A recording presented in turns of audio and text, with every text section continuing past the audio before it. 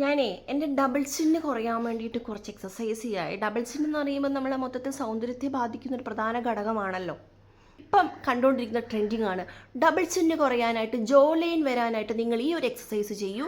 അല്ലെങ്കിൽ ഞാൻ ഡബിൾ ചിന്ന് കുറയ്ക്കാനായിട്ടുള്ള ക്ലാസ്സുകൾ നടത്തുന്നുണ്ട്, നിങ്ങൾ എൻ്റെ ട്രെയിനിങ് എടുക്കൂ. ഈ ഒരു പ്രോഡക്റ്റ് വാങ്ങി നിങ്ങൾ ഉപയോഗിക്കൂ. ഇത് നിങ്ങളുടെ ഡബിൾ ചിൻ നന്നായി കുറയ്ക്കുവാനും നിങ്ങളുടെ താടയിലെ ഫാറ്റ് കംപ്ലീറ്റ് ആയിട്ട് മെൽറ്റാക്കി കളയുവാനും നിങ്ങളുടെ ജോ ലൈൻ്റെ ഷേപ്പ് എടുത്തറിയുവാനും നിങ്ങളെ സഹായിക്കും. ഇത്തരത്തിൽ പല രീതിയിലുള്ള കാര്യങ്ങളാണ് ഇപ്പോൾ നമ്മൾ കണ്ടുകൊണ്ടിരിക്കുന്നത്. എന്താണ് ഇതിലെ സത്യാവസ്ഥ? ഇത്തരം കാര്യങ്ങളൊക്കെ ചെയ്താൽ നിങ്ങളുടെ ഡബിൾ ചിൻ കുറയുമോ?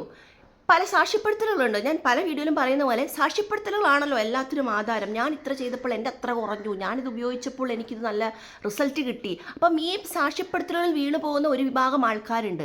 അപ്പം നമ്മളിവിടെ മനസ്സിലാക്കേണ്ടത് ഇത്തരം പ്രോഡക്റ്റുകളൊന്നും ഉപയോഗിച്ചുകൊണ്ടൊന്നും നമ്മൾ ഡബിൾ ചിൻ കുറയാൻ പോകുന്നില്ല. ഒരു സ്ഥലത്തെ ഫാറ്റ് മാത്രം കുറയ്ക്കുക എന്നുള്ളത് പോസിബിൾ അല്ല. സ്പോട്ട് ഫാറ്റ് റിഡക്ഷൻ എന്ന് പറയും, അത് ശാസ്ത്രീയത ഇല്ലാത്ത കാര്യങ്ങളാണ്. അതായത് സയൻറ്റിഫിക്കലി ഇത് പ്രൂവ്ഡ് ആകാത്ത കാര്യങ്ങളാണ്, പ്രൂവ്ഡ് അല്ല ഇത്തരം കാര്യങ്ങൾ. അപ്പോൾ പിന്നെ ഇത് ഫോളോ ചെയ്യുന്നതുകൊണ്ട് വലിയ അർത്ഥമുണ്ടോ? താടിയിലടിയിൽ ഫാറ്റ് നല്ല രീതിയിൽ ഡെപ്പോസിഷൻ ആയിട്ടുണ്ടെങ്കിൽ നിങ്ങൾ മനസ്സിലാക്കുക ഓവറോൾ നിങ്ങൾക്ക് ഫാറ്റ് ഡെപ്പോസിഷൻ ഉണ്ട്.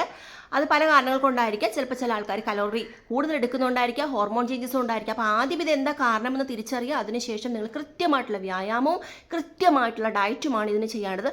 അല്ലാതെ കുറേ ഇങ്ങനെ ആക്കിയതുകൊണ്ട് നിങ്ങളുടെ ഫാറ്റ് കുറയില്ല. പക്ഷെ നിങ്ങൾക്ക് നമ്മുടെ മസിൽസിന് സ്ട്രെങ്തനിങ് കിട്ടുവാനായിട്ട് നിങ്ങൾക്ക് നെക്ക് എക്സസൈസുകളൊക്കെ ഫോളോ ചെയ്യാവുന്നതാണ്, മസാജ് ചെയ്യാവുന്നതാണ്, ഒക്കെ ചെയ്യാവുന്നതാണ്. പക്ഷേ ഇതൊരിക്കലും ഫാറ്റ് റിഡക്ഷനെ സപ്പോർട്ട് ചെയ്യും എന്നുള്ള അർത്ഥത്തിൽ നിങ്ങൾ ചെയ്യാതിരിക്കുക.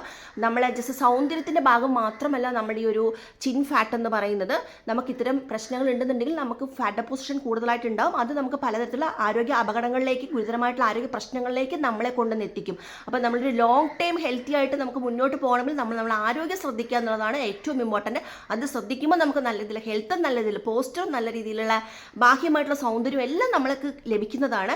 അപ്പം നമുക്ക് നല്ല ആരോഗ്യമില്ലാതെ നമ്മൾക്കൊരു ബാഹ്യമായിട്ടുള്ള സൗന്ദര്യം ഉണ്ടാക്കി വെക്കുന്നതുകൊണ്ട് എന്തെങ്കിലും കാര്യമുണ്ടോ? ഒരു കാര്യമില്ല, പ്രത്യേകിച്ച് ഒരു കാര്യമില്ല. അപ്പം ഇത്തരം അനാവശ്യമായിട്ടുള്ള കാര്യങ്ങളൊക്കെ ഫോളോ ചെയ്ത് നിങ്ങളുടെ വിലപ്പെട്ട സമയവും ക്യാഷും നിങ്ങളുടെ ആരോഗ്യമൊക്കെ നഷ്ടപ്പെടുത്താതിരിക്കുക.